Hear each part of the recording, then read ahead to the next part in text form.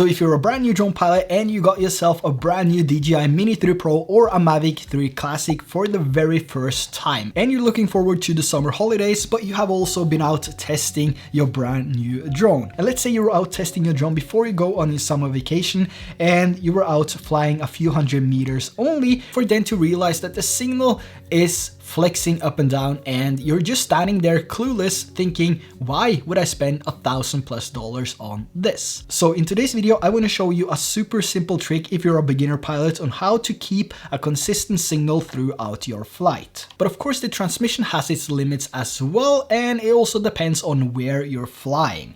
So in the US, for example, your range is going to be about 30 to 40% better than if you were flying in Europe because of the European regulations. But there is one thing that you can practice as a new pilot, and this is also pretty easy to forget. So we've basically all been there when we're out flying and something on the screen catches our eyes and we want to fly to that location or to that boat or to that area and shoot a video. But the problem is we get so drawn to the screen and we just stand there thinking, wow, this looks amazing. And then suddenly a signal loss or even stutter because the transmission between the drone and the controller cuts out because of interferences or because the antennas are not facing the drone. And in a lot of situations, you might have experienced this already depending on how long you have been flying a drone, but you might not even fly for a very long distance, but you still experience some issues with the signal between the RC controller or the RC N1 controller and the Mini 3 Pro. And the only way to keep the signal at par is to always face the controller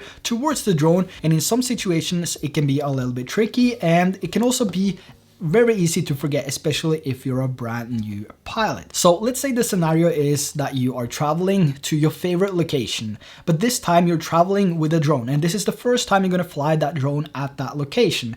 And when you put this out into the air, it's going to be overwhelming with everything that you see, which you haven't seen before. This is the first time that you are seeing your favorite location from above, especially something that you film yourself. And like I said, it can be really overwhelming. And you might find yourself just staring at the screen and not paying attention to anything because it's the first time you're flying your drone, and it's the first time you're flying your drone in your favorite location. So it can be really overwhelming. So there is a few things that you can practice and sort of make a habit of when you get your drone for the very first time, which is really important if you ask me. So on the bottom here, we have a map, which will enlarge once we tap on it, and it will also update your location when the home point is updated. And on the bottom right of the map, we have the radar option. This shows you an indication of where the controller is versus the drone. Or you can swap it around and select the top left icon on the radar, which will put the drone in the center. This dot will turn green when you're facing the antennas directly towards the drone. And when the screen is green, you have the optimal transmission feed between the drone and the controller. It's also important to know that this has some delays to it and might not always be green despite the controller facing directly towards the drone. And there is a few fixes to this if you experience that your controller is facing directly towards the drone but you still see that the dot is blue.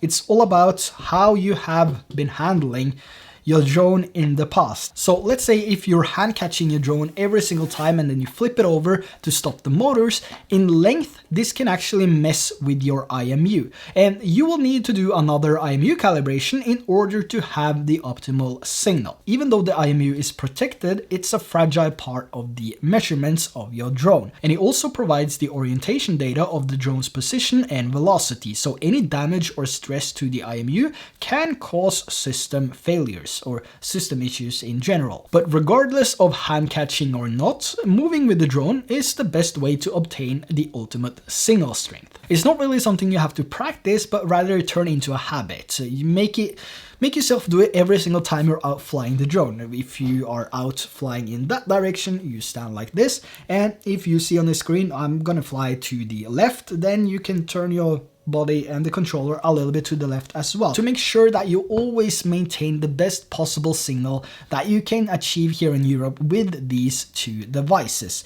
In the US, you might not even have this issue because you have the privilege of having a better signal.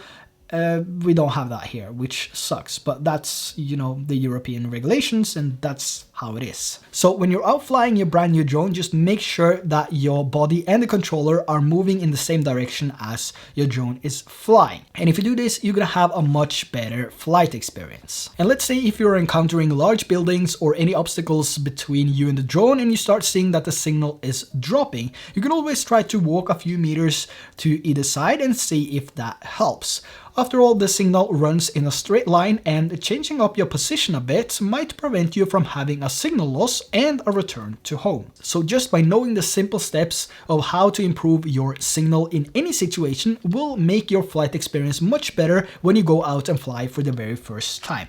And if you're a brand new drone pilot, I recommend grabbing my free DJI Mini 3 Pro settings sheets, which will be down in the description below. These will give you a straightforward instruction of the settings that I use with the DJI Mini 3 Pro and the RC controller, as well as tips and tricks for when to use the different ND filters and more. I'm also working on some settings sheets for the Avata as well. I know a lot of you have been interested in how I get such amazing quality with the Avata, and it's basically pretty straightforward.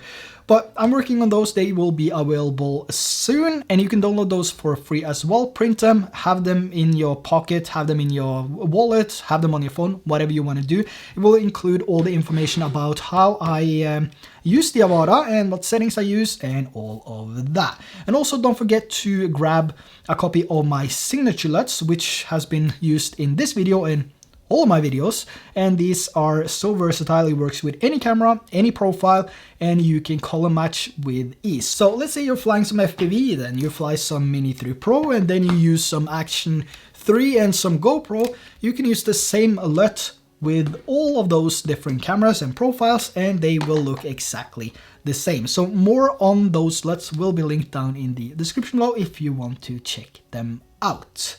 So that wraps it up for today's video. Really hope that you enjoyed it. Don't forget to hit that subscribe button if you haven't already, and also if you found some value in this pretty simple, straightforward, but easy to forget tip on how to move your controller with the Mini 3 Pro when you're out flying. Drop a like down below if you found any value in that. Now, it's pretty easy to forget, and I'm sure every single drone pilot have experienced this issue because what they see on the screen looks so amazing, and you just focus on getting the shot. And if you are 1500 meters away and there is some interferences between that, and you are standing like this and the drone is over there, the tiniest interference might kick out your signal.